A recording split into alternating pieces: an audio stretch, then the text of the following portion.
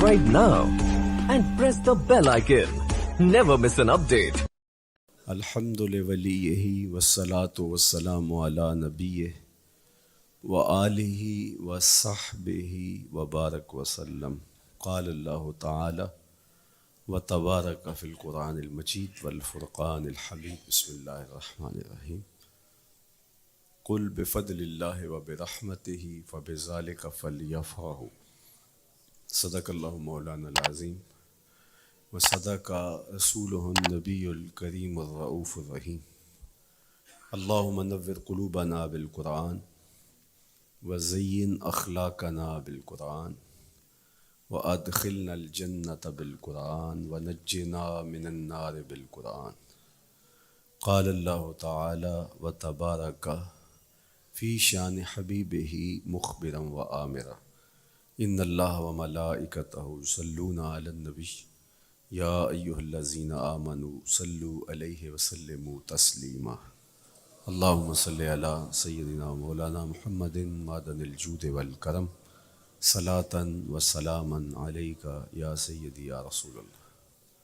حمد و تعریف و توصیف اللہ جل مجدہ الکریم کی ذات برکات کے لیے، رسول رحمت شفیع معظم نبی محتشم حضور ختمی المرتبت صلی اللہ علیہ وآلہ وسلم کے حضور ناز میں اپنی عقیدتوں، ارادتوں اور محبتوں کا خراج پیش کرنے کے بعد، واجب الاحترام ذوی الاحتشام معزز و مکرم سامعین، خواتین و حضرات، السلام علیکم ورحمۃ اللہ وبرکاتہ.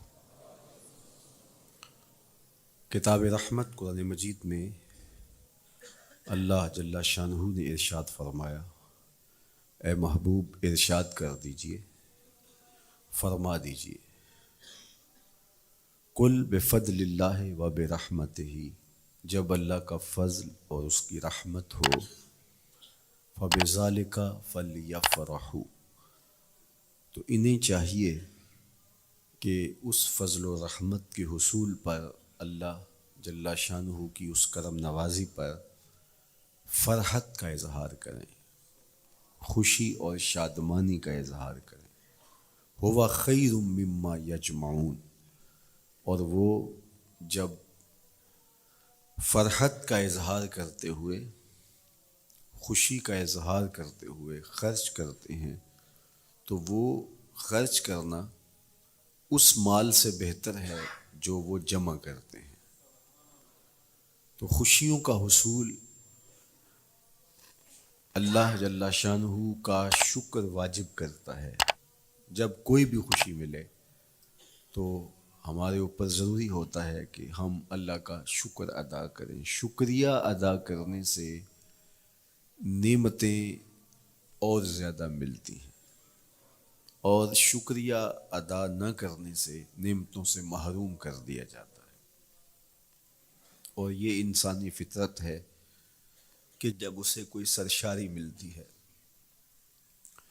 جب اسے کوئی نعمت، رحمت یا راحت پہنچتی ہے، تو وہ اس پر خوش ہوتا ہے.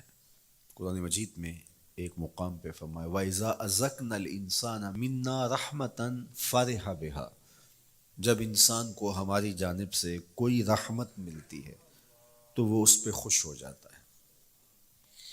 آپ ایک چھوٹے سے بچے کی گال سہلائیں، اس کو ٹافی دیں، اس کے سر پہ شفقت سے ہاتھ رکھیں تو اس کا چہرہ کھل کے گلاب ہو جاتا ہے. ٹھٹھرتے ہوئے ماحول میں کسی کو روک کے گرم چائے پلا دے تو اس کی طبیعت میں سرشاری آ جائے گی اور وہ آپ کا شکر گزار رہے گا. تو یہ انسانی فطرت ہے، اس میں مسلمان ہونا بھی ضروری نہیں ہے کہ کسی بھی شخص کو آپ کوئی شے عطا کرتے ہیں، اسے کوئی خوشی دے دیتے ہیں تو وہ اس سے بہت زیادہ سرشار ہوتا ہے. رحمتم منا، جو لفظ قرآن نے بیان کی ہے وہ ہے رحمتم منا، یعنی ہماری جانب سے اسے کوئی رحمت ملے. رحمتن نکرہ ہے یہاں، کوئی رحمت ملے، عام سی رحمت ملے، فرح بہا، تو اس رحمت کے ملنے پر وہ خوش ہو جاتا ہے. آپ کی اگر توجہ ہو تو رحمت ملنے پہ وہ خوش ہو جاتا ہے، اور اگر رحمت للعالمین مل جائیں تو پھر اس کی خوشی کا عالم کیا ہو، پھر اس کی مسرت کی کیفیت کیا ہو۔ یہ بات ذہن میں رکھیے کہ حضور کی آمد پر مسرت کا اظہار کرنا، خوشی کا اظہار کرنا، اس میں تو کوئی اختلاف نہیں ہے، امت کا کوئی بھی طبقہ اس کا انکار نہیں کرتا کہ یہ خوشی کی بات نہیں ہے، خوشی کی بات ہے۔ ہر دور میں اور ہر علاقے کے اپنے اظہار کے سلیقے ہوتے ہیں اور طریقے ہوتے ہیں، اگر وہ شریعت کے مزاج سے متصادم نہ ہوں تو ان کو اختیار کرنے میں کوئی حرج نہیں ہے۔ پھر مرور زمانہ کے ساتھ بدلتے ہوئے تقاضے ہوتے ہیں۔ کسی زمانے میں تلواروں کے ساتھ، تیروں کے ساتھ لڑائی ہوتی تھی اور وہ جہاد اسلامی قرار پاتا تھا۔ آج کی لڑائی میزائلوں کے ساتھ اور ٹینکوں کے ساتھ ہے اور یہ بھی جہاد اسلامی قرار پاتا ہے۔ کوئی کہے کہ تیر و تفنگ کو چھوڑ کے، نیزہ و بالا کو چھوڑ کے، شمشیروں کو چھوڑ کے یہ میزائلوں پہ آ جانا، یہ ٹینکوں پہ اور یہ جدید آلات حرب پہ آ جانا، یہ دانش مندی نہیں ہے، یہ سنت سے انحراف ہے، تو میاں تو سنت کے مفہوم کو نہیں سمجھا۔ اس دور میں آلات حرب وہ تھے، بدلتے تقاضوں کے ساتھ آلات حرب یہ ہوئے، تو وہ بھی عین جہاد اسلامی تھا، یہ بھی عین جہاد اسلامی ہوگا۔ اسی طرح خوشی کے مختلف طریقے ہیں۔ کسی زمانے میں بالکل پرانے لوگ جانتے ہیں، جب کسی کے ہاں خوشی آتی تو وہ گڑ کی روڑیاں بانٹتا، یہ پرانا طریقہ۔ پھر اس کے بعد پتاشے بانٹنا شروع ہو گئے لوگ، پھر اس کے بعد وہ شکر پارے آ گئے، اس کے بعد پھر لڈو آ گئے، پھر موتی چور، اور پھر نہ جانے کیا کیا۔ لیکن روح ایک ہی ہے۔ جو گڑ بانٹنے سے مسرت کا اظہار تھا، وہی آج جدید جو ہمارے پاس مٹھائی کی اقسام ہیں، ان کو بانٹنے سے بھی وہی مقصود ہے۔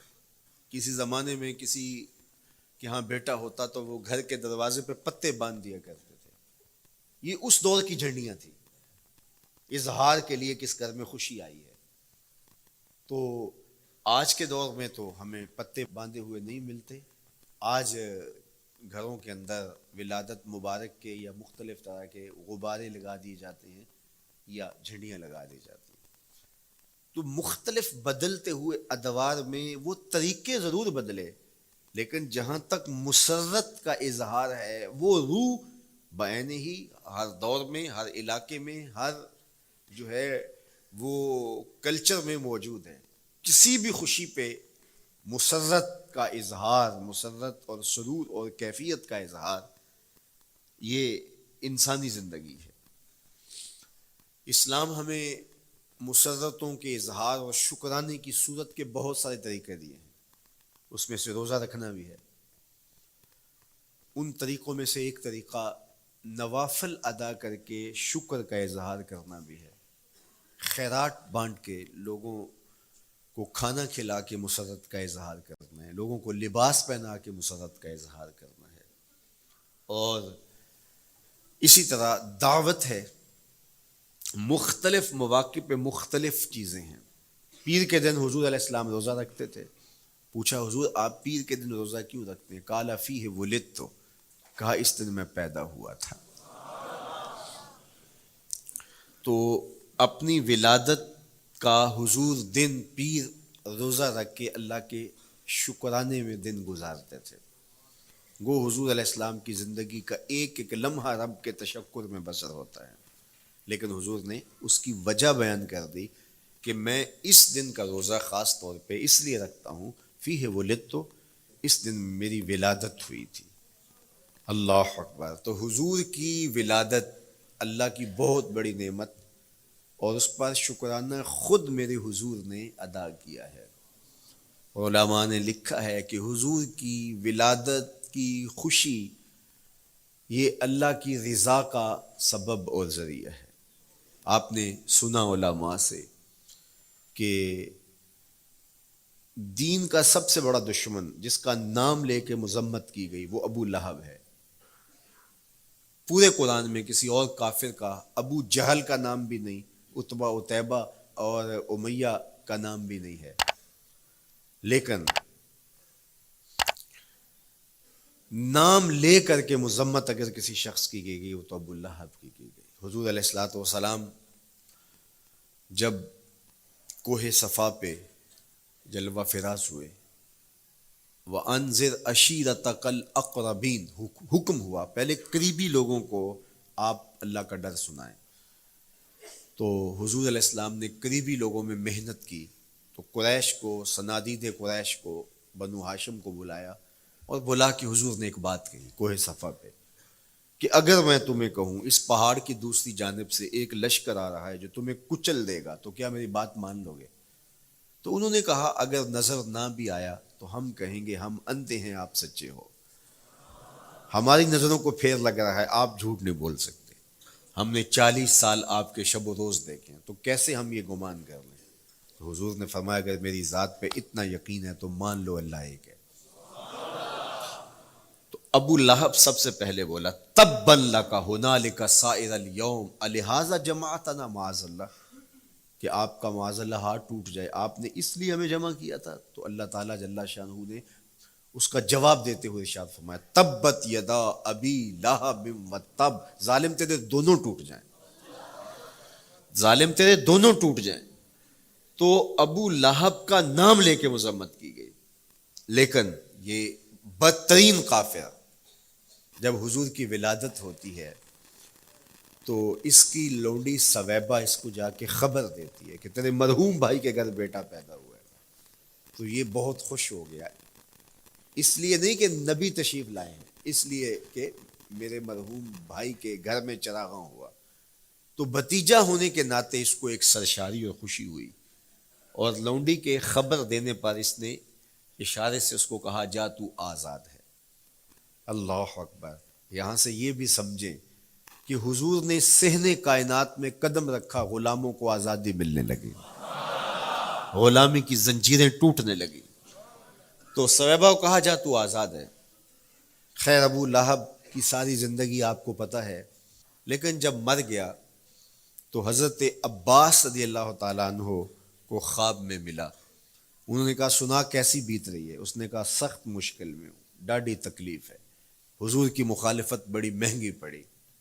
لیکن اتنا ہے کہ جب پیر کا دن آتا ہے، جس انگلی سے اشارہ کر کے لونڈی کو آزاد کیا تھا اس سے ٹھنڈا اور میٹھا مشروب بھی ملتا ہے اور عذاب میں بھی کچھ کمی ہوتی ہے. شارع مسلم امام نووی کے استاد امام ابو شامہ جو بہت بڑا نام ہے حدیث میں، وہ فرماتے ہیں جب ایک کافر کو حضور کو نبی سمجھ کے نہیں بھتیجا سمجھ کے خوشی کرنے کا بھی صلہ ملتا ہے، تو ایک مومن جو حضور کا غلام ہے اور حضور کو امام اور مقتدا اور نبی رسول اور محبوب سمجھ کے خوشیاں کرتا ہے، اس کو اللہ کتنا کچھ عطا کرے گا. دوستاں را کجا کنی محروم تو کے بعد دشمنہ نظر داری.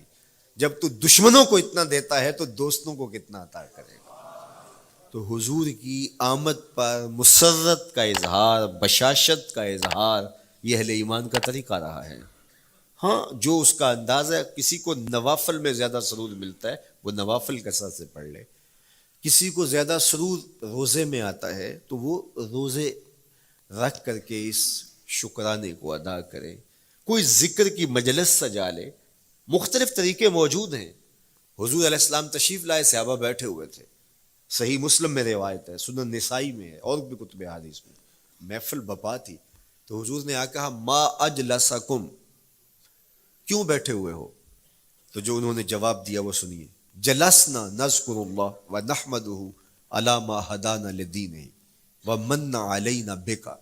حضور ہمارے بیٹھنے کا مقصود یہ ہے کہ ہم اللہ کا شکر ادا کر رہے ہیں اس بات پر کہ اس نے ہمیں ہدایت دین عطا کی، ومن علینا بک، اور آپ کی صورت میں ہمارے اوپر احسان کیا، ہمیں آپ عطا ہوئے، اس پر اللہ کا شکر ادا کرنے کی مجلس سجائے بیٹھے. اب بات تو سادہ سی تھی، لیکن میرے حضور نے ان سے کہا کیا تم اس بات پہ قسم دے سکتے ہو کہ اسی لیے بیٹھے ہو؟ تو انہوں نے کہا جی ہم قسم دیتے ہیں ہم اسی لیے بیٹھے. فرمایا اٹھاؤ قسم. تو صحابہ نے باقاعدہ قسم دی, ہم قسم اٹھاتے ہیں ہمارے بیٹھنے کا مقصد یہ ہے کہ اللہ کا شکر ادا کر رہے ہیں اور آپ کی صورت میں جو انعام خداوندی ملا ہے اس پر اللہ تعالیٰ کا شکریہ ادا کر رہے ہیں. حضور نے باقاعدہ ان سے قسم لی اور انہوں نے باقاعدہ قسم دی. اب صحابہ کو حیرت تو تھی کہ یہ موقع قسم کا تو نہیں تھا, لیکن حضور نے قسم لی ہے, کیوں؟ حیرت و استجاب کی کیفیت تھی. حضور علیہ السلام نے فرمایا صحابہ میں تم سے جو ابھی قسم لی ہے یہ کسی تہمت کی بنیاد پر نہیں لی, یعنی تمہارے قول کی صداقت میں مجھے کوئی شک نہیں تھا کہ میں نے قسم سے تصدیق کی ہو, بلکہ اس کا سبب اور تھا. بعض اوقات قسم اس لیے کی جاتی ہے کہ کسی متردد ذہن کو مطمئن کرنا ہوتا ہے, اور بعض اوقات قسم واقعہ کی اہمیت کو بڑھانے کے لیے کی جاتی ہے. کوئی بندہ کہہ رہا ہے کہ جناب فلاں صاحب آ رہے ہیں ہمارے گھر میں, مہمان آ رہے ہیں, تو گھر کا اچھا کہتا ہاں قسم اللہ کی, تو اس کا یہ مطلب نہیں کہ اس کے شک ہوتا ہے, اس کی خوشی اور اس کی مسرت کے اظہار کو بڑھانے کے لیے وہ کہتا ہے کہ ہمارے گھر کے اندر آج فلاں آ رہا ہے, تو وہ کہتا اچھا کہتا ہاں ہاں قسم اللہ کی وہ آ رہا ہے. تو یہ متردد کا شک دور کرنے کے لیے قسم نہیں ہے, یہ بلکہ اس کی خوشی اور سرشاری کو پختہ کرنے کے لیے ہے. تو عربوں میں قسم مختلف وجہ سے کی جاتی تھی. تو حضور نے فرمایا یہ جو میں نے تم سے قسم لی ہے یہ کسی تہمت کی بنیاد پہ نہیں لی, بلکہ اس قسم کا سبب کیا ہے سنو. پھر حضور نے خود بتایا, فرمایا تم یہاں بیٹھے تھے, میں حجرے میں بیٹھا تھا, اتانی جبریل علیہ السلام, میرے پاس جبریل امین حاضر خدمت ہوئے, فاخبرنی ان اللہ یباہی بکم الملائکہ, تو مجھے انہوں نے خبر دی ہے, محبوب ذرا باہر تو نکل کے دیکھو, صحابہ تمہارے اس عمل پر اللہ فرشتوں میں ناز کر رہا ہے, اللہ فرشتوں میں فخر کر رہا ہے کہ دیکھو میں نے ان کو نعمت دی, کتنے قدردان نکلے, اس نعمت کا شکرانہ ادا کر رہے ہیں.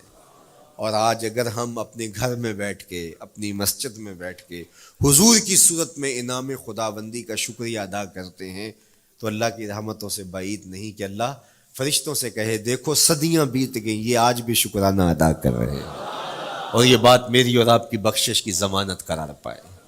تو حضور کی صورت میں جو انعام ہوا, حضرت حسان بن ثابت اکثر کہا کرتے تھے منا علینا ربنا ام بعث فینا محمدا, ہمارے رب نے ہمارے اوپر احسان کر دیا ہے کہ محمد عربی عطا کر دیے.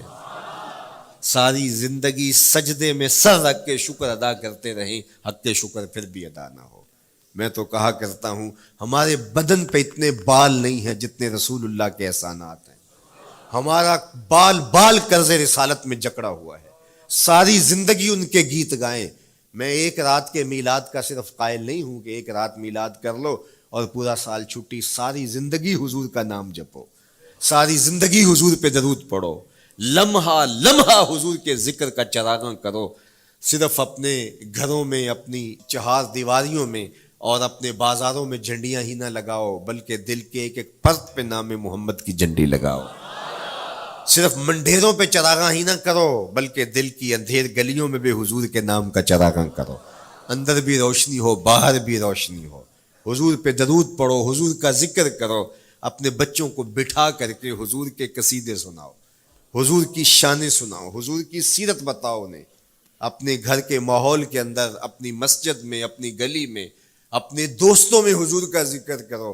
دوستوں آپس میں بیٹھو تو کہو یار اللہ کا کتنا کرم ہو گیا کہ اللہ نے ہمیں حضور عطا کر دیا. دوستوں میں بیٹھے جب یوں بات کرو گے تو اللہ کی رحمتیں کس قدر تمہارے اوپر برسیں گی. اپنی عقیدتوں کا اظہار کرو, وہاں کمیت نہیں دیکھی جاتی, وہاں کیفیت دیکھی جاتی ہے, وہاں مقدار نہیں دیکھی جاتی, وہاں معیار دیکھا جاتا ہے. وہ چہرہ اور چہرے کا تل نہیں دیکھتے, وہ بندے کا دل دیکھتے ہیں. وہ دیکھتے ہیں کون کس خلوص کے ساتھ محبت لے کر کے آیا ہے. شاہ ولی اللہ محدث دہلوی بہت بڑا نام ہے, تمام مکاتیب فکر کے نزدیک معتبر نام ہے. شاہ ولی اللہ محدث دہلوی فرماتے ہیں میرے والد شاہ عبد الرحیم محدث دہلوی ہر سال حضور کا میلاد کرتے تھے, اور اپنی استطاعت کے مطابق لوگوں میں, آنے والوں میں کچھ کھانا بھی تقسیم کرتے. ایک سال حالات اتنے پتلے تھے کہ ان کو میسر نہ تھا کہ لوگوں کو بھرپور کھانا کھلا سکیں, لیکن کہا چلو ناغہ نہ ہو, ایک تسلسل ہے جاری رہے, تو انہوں نے چنے بانٹ دیے بعد میں. لیکن دل میں تشویش تھی کہ اس مرتبہ من کی منشا پوری نہیں ہوئی، تو اسی حالت میں سو گئے، سوئے تو مقدر جاگا، حضور کا دیدار نصیب ہوا، اور جس نے حضور کو خواب میں دیکھا اس نے حضور کو ہی دیکھا۔ من رآنی فی المنام فقد رآنی، فرمایا جس نے مجھے خواب میں دیکھا اس نے مجھے ہی دیکھا۔ فإن الشیطان لا یتمثل بی، شیطان میری مثل ہو ہی نہیں سکتا، خواب میں آ کر بھی حضور کی مثل ہونے کا دعویٰ نہیں کر سکتا، جس نے مجھے دیکھا اس نے مجھے ہی دیکھا۔ اور دوسری بات، حضور جس کے خواب میں آئے قصد، ارادے اور مرضی سے آئے۔ تیسری بات، حضور علیہ الصلوۃ والسلام نے خواب میں کسی کو کچھ عطا کیا تو وہ حقیقت میں عطا کیا۔ ویسے میں خواب میں کسی سے کچھ لیتا ہوں، آپ خواب میں کسی سے کچھ لیتے ہیں یا کسی کو کچھ دیتے ہیں تو وہ محض خواب ہوتا ہے۔ آپ نے کسی سے قرض لینا ہو تو وہ خواب میں آ کے ادا کر دے تو صبح اٹھ کے کھاتے سے نام کاٹ دیں گے؟ آپ کہیں گے خواب میں ادا کیا۔ بھوک میں تڑپتے سو گئے، رات عالی نسب ہوٹل سے کھانا کھاتے رہے، صبح بھوک محسوس کریں گے یا نہیں؟ خواب میں کھایا ہے نا۔ وہ کیا کسی نے کہا 100 بار میرے ہاتھوں میں تیرا دامن آیا، جب آنکھ کھلی تو اپنا ہی گریباں تھا۔ کچھ نہیں ہوتا، خواب محض خواب ہوتا ہے۔ لیکن اگر حضور کسی کو خواب میں کچھ عطا کریں، امام بوصیری سے پوچھو، رات چادر ملتی ہے، صبح اٹھتے ہیں کندھوں پہ موجود ہوتی ہے۔ حضور عطا کرتے ہیں تو حقیقت میں عطا کرتے ہیں۔ امام سخاوی نے القول البدیع میں لکھا ہے، ایک شخص حضور کے روضے پہ کھڑا ہے اور کیا کہتا ہے؟ آنا ضیفوں کا، میں آپ کا مہمان ہوں اور آپ کے ہوتے ہوئے کسی اور در پہ تو نہیں جانا۔ آقا جی میں تیرا ہو کے خیر منگاں در دردا، مریل کتا کیوں اخواواں ایڈے بختاں وردا، جب میں تیری چوکھٹ پہ ہوں تو کسی اور سے کیوں مانگوں؟ اور میرے امام بولے کون دیتا ہے دینے کو منہ چاہیے، دینے والا ہے سچا ہمارا۔ کوئی جھولی میں چند ٹکڑے ڈال بھی دے تو ساری زندگی جتلائے گا۔ اللہ اکبر۔ عارف عبد المتین نے تو قلم توڑ دیا نا۔ اور جتنے بھی سہارے ہیں سبک کرتے ہیں، عزت نفس بڑھاتا ہے سہارا تیرا، ہر آسرا کمزور کرتا ہے لیکن نبی کا آسرا سر بلند کرتا ہے۔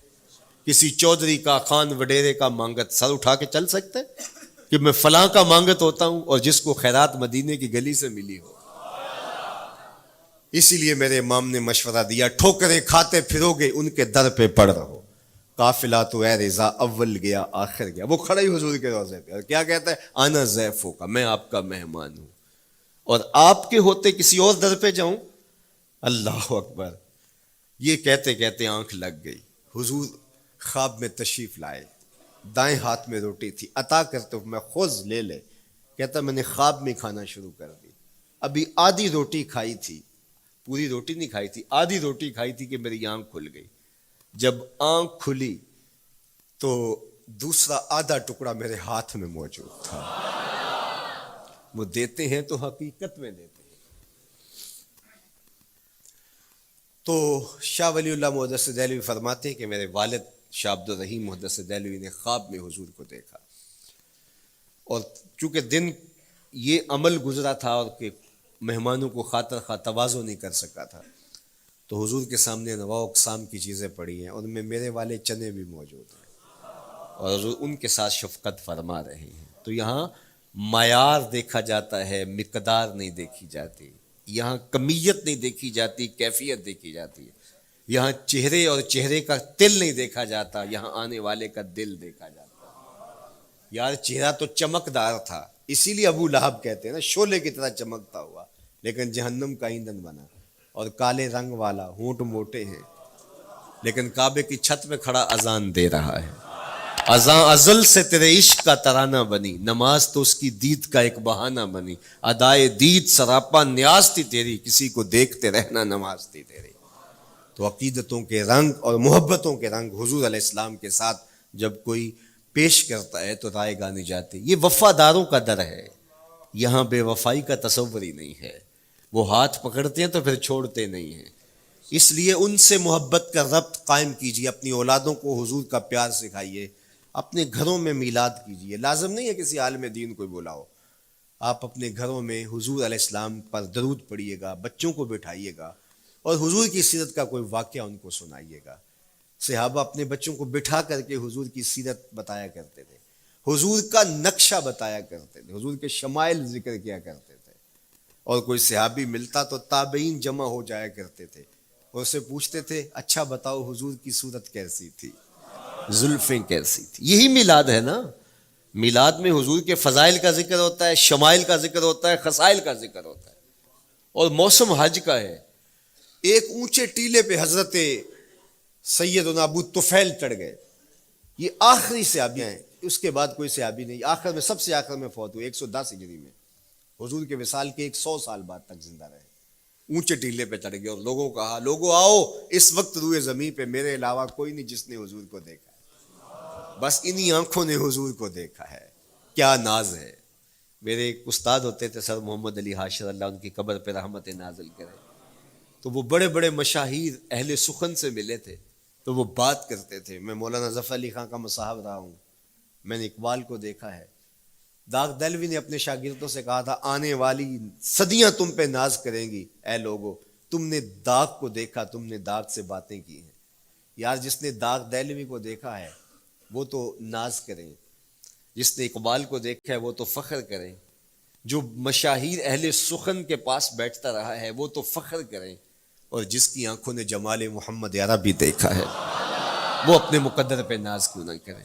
تو کہا لوگوں آؤ، اس وقت روئے زمین پہ میرے علاوہ کوئی نہیں جس نے حضور کو دیکھا ہو. آؤ مجھ سے حضور کی باتیں سنو. لوگ جمع ہو گئے اور کہا صف لنا رسول اللہ، تم نے حضور کو دیکھا ہے تو بتاؤ حضور کیسے تھے. تو حضرت ابو طفیل نے 3 لفظوں میں میرے حضور کا حلیہ بیان کیا، یاد کر لو. حضرت ابو طفیل نے کہا کان رسول اللہ صلی اللہ علیہ وسلم ابیض ملیحا مقصدا. ایک تو چٹے رنگ کے تھے، ایک تو حضور کا رنگ گورا تھا. دوسری بات ملیحن، حضور کا حسن نمکین تھا. اور تیسرا مقصدا، حضور متوازن تھے، نہ قد لمبا نہ قد پست، سوا صدر والبطن، سینہ اور پیٹ برابر. لیسا بالطویل الممغط ولا بالکثیر المتردد، نہ پست کے عجیب دکھائی دیں نہ اتنے لمبے کے عجیب لگیں بلکہ درمیانہ قد. لیکن اذا جامع القوم غامرہم، سن لو حضور کا قد تو درمیانہ تھا لیکن جب لوگوں کے درمیان چلتے حضور کے کندھے لوگوں کے سروں سے اونچے دکھائی دیتے. یہ اللہ نے شان دی اپنے محبوب کو. مکھ چند بدر شاہ شانی، متھے چمک دی لاٹ، کالی زلف تے اکھ مستانی.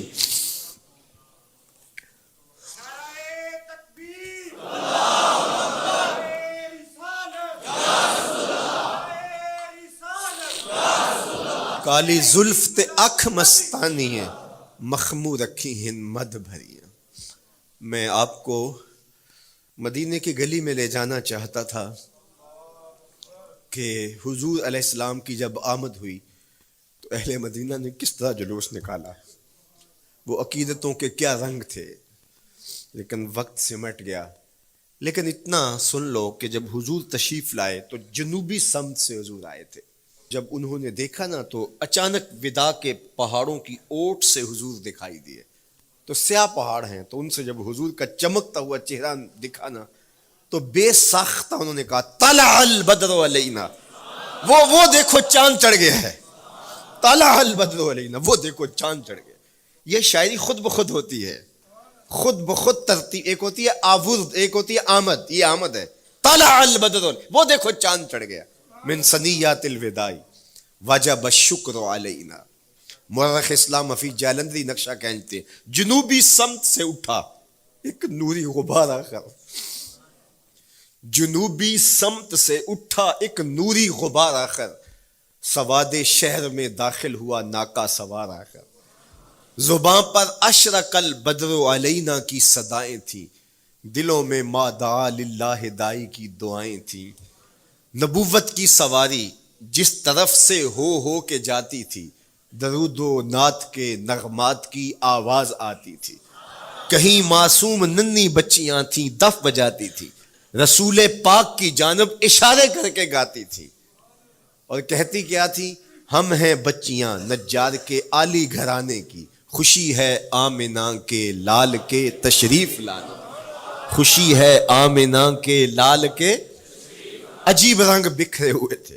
حضور نے جب بچیوں کو دیکھا تو فرمایا تم مجھ سے محبت کرتی ہو؟ انہوں نے کہا ہم دل و جان سے آپ سے پیار کرتی ہیں.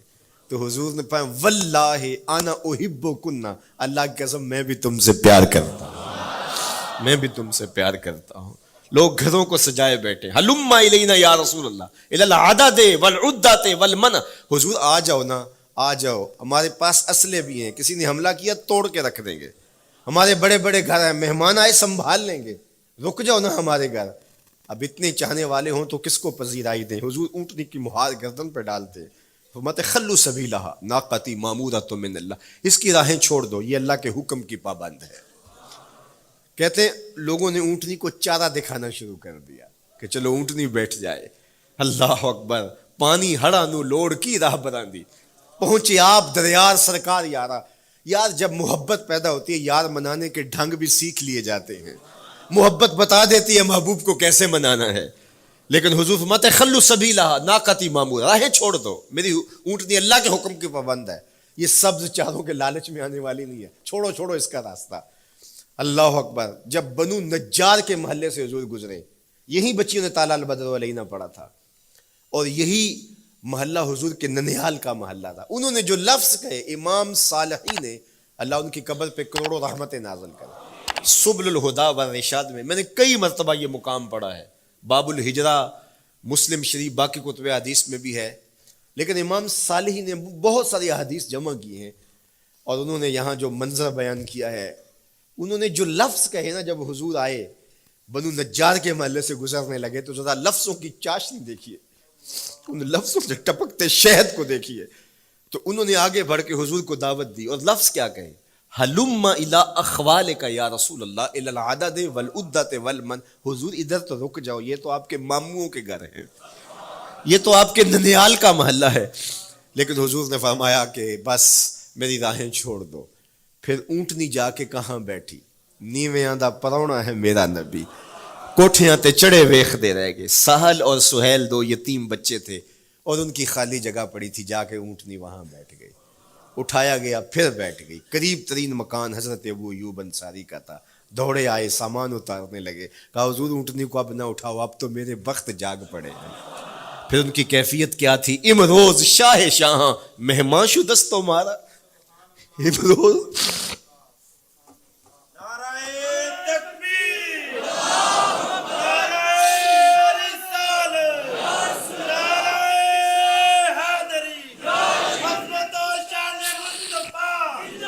امروز شاہ شاہاں مہمان شدست و مارا، جبریل با ملائک درباں شدست و مارا. وہ کہتے ہیں آج شاہوں کا شاہ میرے گھر کا پرونا بن گیا ہے. یہ ابو ایوب انصاری کے جذبات ہیں. آج شاہوں کا شاہ، آج خسرو حسینہ ماہ نازنینہ، آج امام الانبیاء میرے گھر کا پرونا بنا ہے. کہاں میں کہاں نکہتے گل، باد صبا تیری مہربانی. کبھی اونٹنی کے پاؤں چوم رہے ہیں، تیرے بخت کے تو میرے گھر تک لے آئی. تو کہا امروز شاہ شاہاں مہمان شدست و مارا، آج شاہوں کا شاہ میرے گھر کا مہمان ہے. پھر آگے کیا کہتے ہیں، جبریل با ملائک درباں شدست و مارا. لوگوں جبریل کو دیکھو، آج میرے گھر کا پہرا دے رہا ہے، آج میرے گھر کا چوکی دار بنا ہوا ہے، کیونکہ میرے گھر میں حضور ٹھہرے ہوئے ہیں. تو کیا حضور کی آمد کا جلوس تھا یار. صحابہ نے جو حضور کے آمد کا جلوس نکالا، ہم تو وہ رنگ پیش نہیں کر سکتے، لیکن میں آپ کو کہوں گا درود پڑھتے ہوئے آج جلوس میں شامل ہوں، حضور کے ذکر سے سرشار ہو کے جلوس میں شامل ہوں، اور پورے نظم کے ساتھ. اگر آپ کے جلوس میں کوئی کسی کی گاڑی گھس بھی آتی ہے، اس کو پیار دینا، اس کو راستہ دینا، اور اس کو حضور کی رحمت کا احساس ہو کہ یہ رحمت کو ماننے والے لوگ ہیں، اور حضور پہ درود پڑھتے رہنا، عقیدتوں کے رنگ میں رہنا. امید ہے کہ جس طرح حضور نے ان بچیوں سے کہا جو حضور کے جلوس میں شامل تھیں کہ کیا تم مجھ سے محبت کرتی ہو، تو انہوں نے کہا جی جی، ہم اسی لیے تو آپ کے قصیدے پڑھ رہی ہیں. تو حضور نے فرمایا واللہ میں بھی آپ سے محبت کرتا ہوں. تو ہو سکتا ہے حضور ہمیں فرمائیں میرے میلاد کے جلوس میں آنے والوں میں بھی تم سے محبت کرتا ہوں. اللہ آپ کو سلامت رکھے. وآخر دعوانا ان الحمدللہ.